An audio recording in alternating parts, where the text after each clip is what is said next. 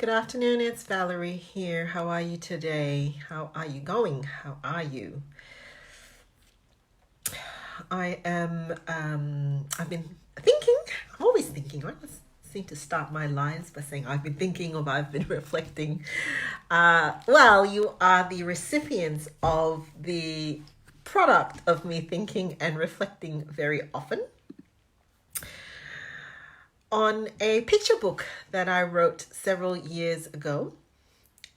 Funnily came to my mind in the midst of working through, I'm only human, my own responses to the COVID-19 situation, which I shall very much like to share with you in a minute.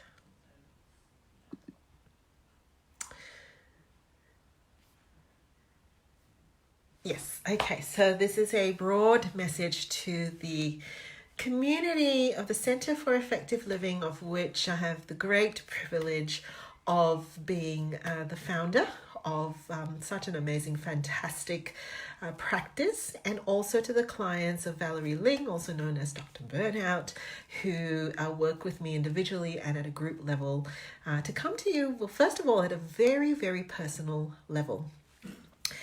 The doctor has given me the all clear to return to work, although, as usual, it has flared out my asthma, and so I have some very strong instructions to keep taking my Ventolin, which I am doing. And when I went to go and top all of that up, and as I walked through the shopping center, I noticed the pregnant women, the little babies, the older people who are walking around the shopping center, and I thought to myself, these are the people that really need me to be watchful and careful of my own attitudes. I'm not going to say my behaviors or my habits, but my attitudes. Once I put them front and center in mind, everything became so crystal clear. My values became crystallized, and as I reflected on the 5 values that the Center for Effective Living is founded on, generosity, integrity, professionalism, and commitment being the top 4, it became really clear for me what the way forward for the Center for Effective Living would be. But I want to read to you from a book that I wrote. It's a picture book called Louisa the Brave. Oh, I should flip that. Let me flip my screen. I wrote this book when my oldest was about to head to kindergarten. It's a work of love because it is written by me and illustrated by my brother. Why isn't his name on this? Justin, why is your name on this? Not on this. It should be on here. Illustrated by my brother Justin Teng, and if you Google him, you will see that he's fairly awarded creative. And I wrote this with him during a critical time in my world, but it was basically for my son who was heading into where he was at that time. It was the official start of his schooling life, and Louisa the Brave was written. And it is a faith-based book. However, I wanted to read something for you because as I've been thinking about our response to COVID-19, this book has come to my mind. So basically, Louisa is heading to big school, and on the morning of getting ready to go to big school, she basically is playing. Let me show you. She's playing dress up. It's her favorite thing to play, dress up, and she loves to dress up as a soldier.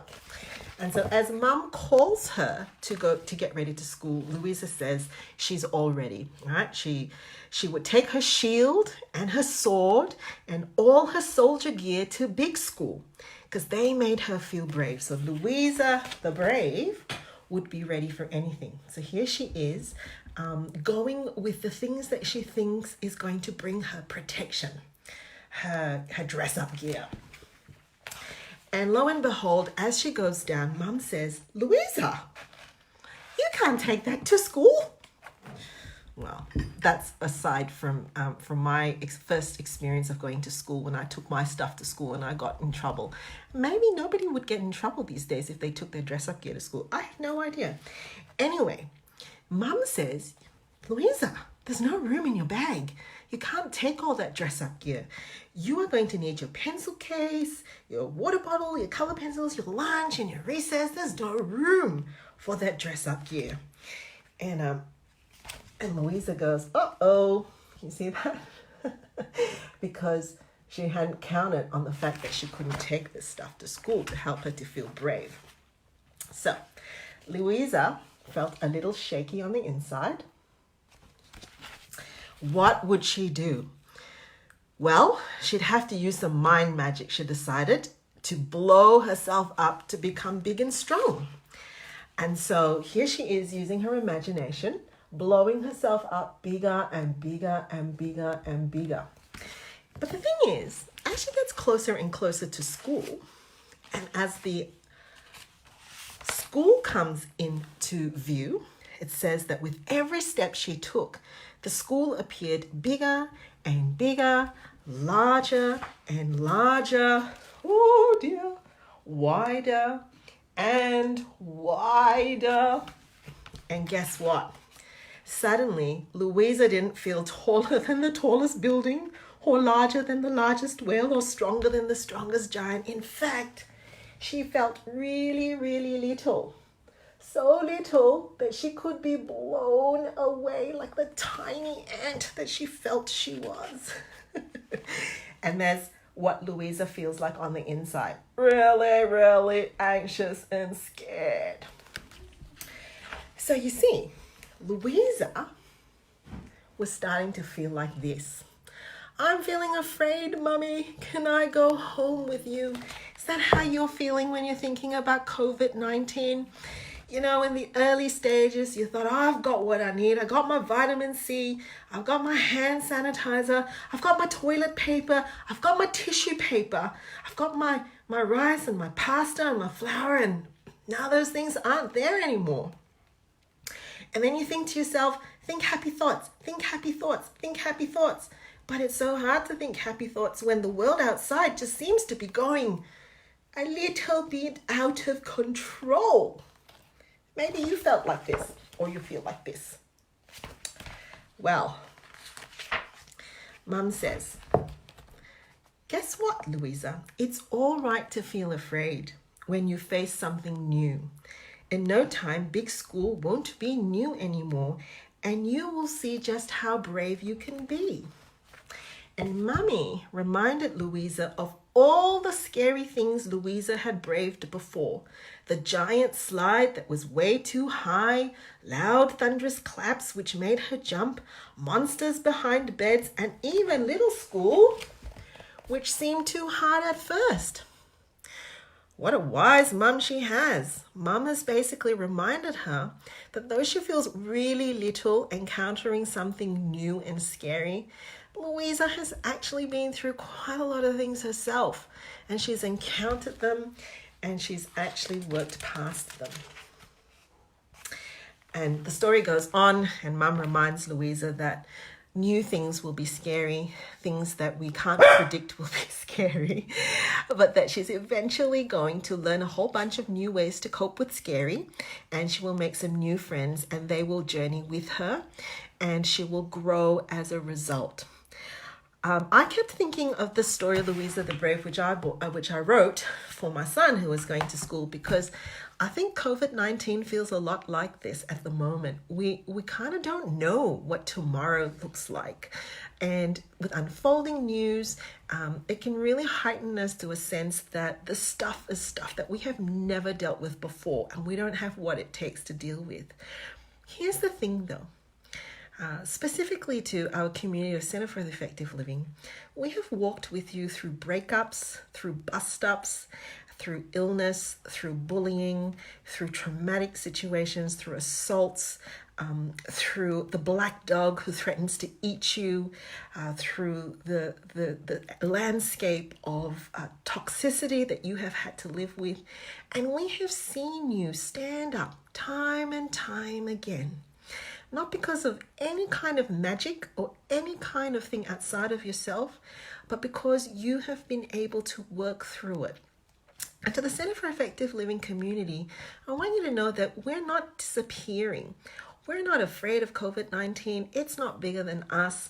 We're not thinking that we're going to cower and give in to the very thing that we have watched you fight, your fear and your anxiety. We're going to be there. We're going to be there with you. We're going to look at creative ways to do that.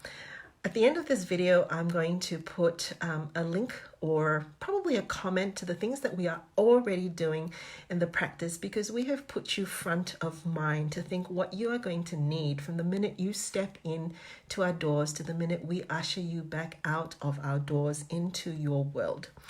And I want you to know that there's nothing that's too big that you haven't encountered before. And that as a society, we have been through these things before as well. And if we look through the things that personally at our front gates we've had to deal with and think about how we've managed that through, I bet you will find that you've learned a bunch of resilient things to do, a bunch of trustworthy people to lean on, and a bunch of resourced professionals who will walk with you for the rest of the way. And that's not disappearing.